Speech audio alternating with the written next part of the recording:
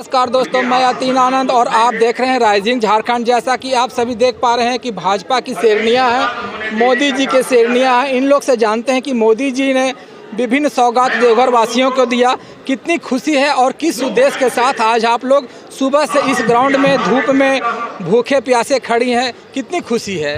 बहुत ज़्यादा। अब तक के सबसे बेस्ट नेता रहे हैं, तो हम लोग को मिलने के लिए इतने एक्साइटेड थे कि हम लोग, आप देख ही रहे हैं, हम लोग कब से उनका वेट कर रहे हैं, बहुत देर से वेट। कितना बजे सुबह? 10 बजे सुबह आ चुके हैं और तब से वेट कर रहे हैं, अंदर बाहर के अब आएंगे।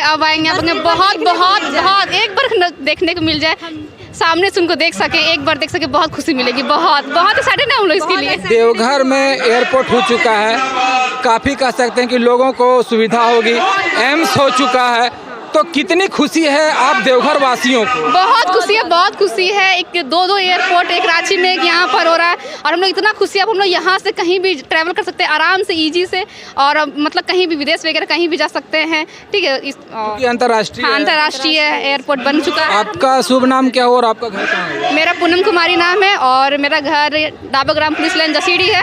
मेरे पापा AIS है, वो भी पुलिस इंस्पेक्टर में ही है, वो भी ड्यूटी यहीं पड़ा हुआ है।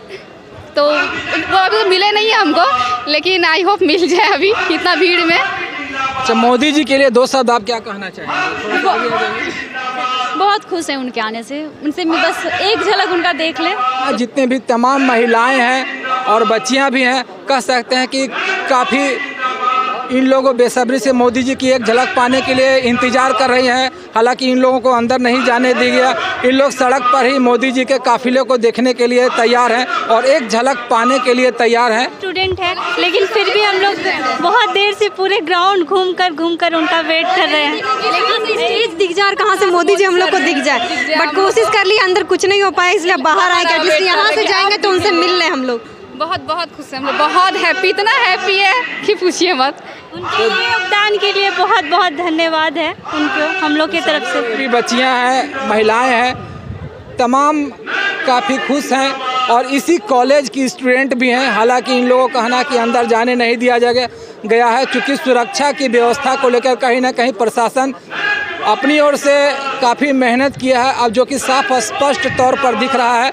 और हर चीज़ की चेकिंग की जा रही है, हर लगेज की चेकिंग की जा रही है, यहाँ तक कि काले कपड़ों को लोगों को पहन के अंदर जाने नहीं दिया जा रहा है।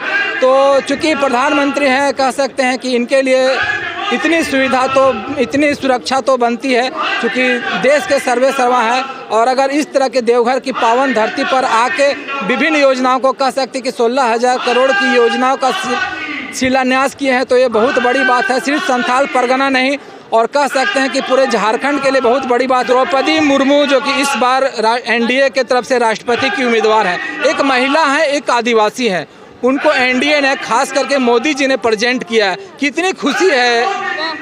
बहुत खुशी है कि एक जीतना तो तय है।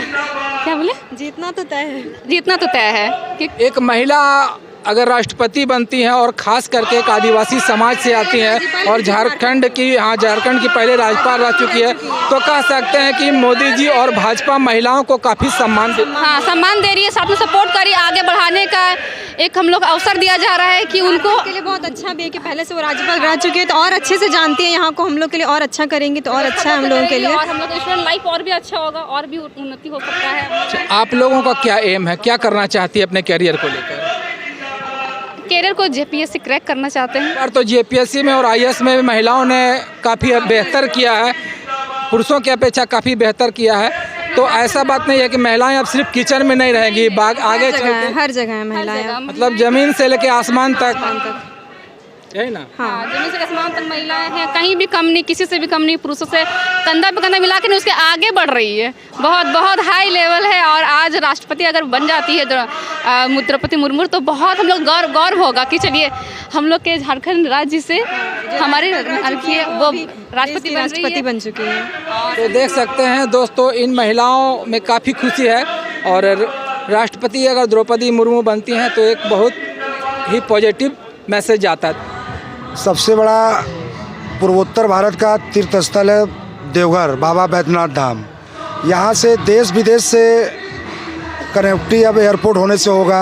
इससे है कि टूरिज़्म ज़्यादा बढ़ेगा, अधिक से अधिक विदेश से भी आदमी आएंगे। इसके लिए मोदी जी को बहुत बहुत हृदय दिल से धन्यवाद। जिसने यहाँ एयरपोर्ट दिया, इंटरनेशनल एयरपोर्ट, और पूर्वोत्तर भारत में सीमांचल एरिया पड़ता है देवघर, यहाँ पर एम्स आना ये देवघर वासियों के लिए और देवघर से सटे हुए जितने भी प्रांत हैं सबको काफ़ी फ़ायदा होगा। एम्स के लिए भी मोदी जी का बहुत बहुत धन्यवाद। साथ ही साथ आज के इस कार्यक्रम में मैं झारखंड के पूर्व मुख्यमंत्री रघुवर दास जी को भी बहुत बहुत धन्यवाद देता हूं, जिन्होंने पहला कैबिनेट में देवघर एम्स का जिस दिन सरकार का वो लिए थे शपथ रघुवर दास जी ने, उसी दिन शाम को कैबिनेट बैठक हुआ था और देवघर एम्स उन्होंने पहला कैबिनेट में पास किया था। 2024 में चुनाव आने वाला है, क्या लगता है कि कहीं ना कहीं एक आगाज़ हो चुका है 2024 के लिए इस बाबा नगरी के धरती से? देखिए, बाबा नगरी तो है ही भाजपा का परंपरागत। जब जनसंघ पार्टी हुआ करता था दीपक छाप, तब इस देवघर विधानसभा ने विधायक दिया हुआ जनसंघ को। ये तो परंपरागत सीट है भाजपा का। आज़ादी के बाद कमल फूल यहाँ से विधानसभा चुनाव नहीं लड़ी थी। जैसे ही जदयू से गठबंधन टूटा, भाजपा यहाँ से चुनाव लड़ी, 1 लाख वोट से विधानसभा में जीते थे, लगभग 90। ये तो परंपरागत सीट है भाजपा का। 14 में से 12 सीट अभी एनडीए के पास है झारखंड से। इस बार क्या लगता है 2024 में लगता है आपको कि कितने सीट पुनः ये जीत पाएंगे भाजपा? 14 का 14, उससे भी अधिक होता तो उससे भी अधिक जीतते। तो देख सकते हैं दोस्तों, इन लोग का स्पष्ट कहना है कि काफ़ी ये लोग खुश हैं और काफ़ी हर्ष इन लोगों के चेहरे से दिख रही है। कहीं ना कहीं एक आगाज़ 2024 की बाबा नगरी के धरती से हो चुका है। धन्यवाद, बने रहिए हमारे चैनल राइजिंग झारखंड के साथ।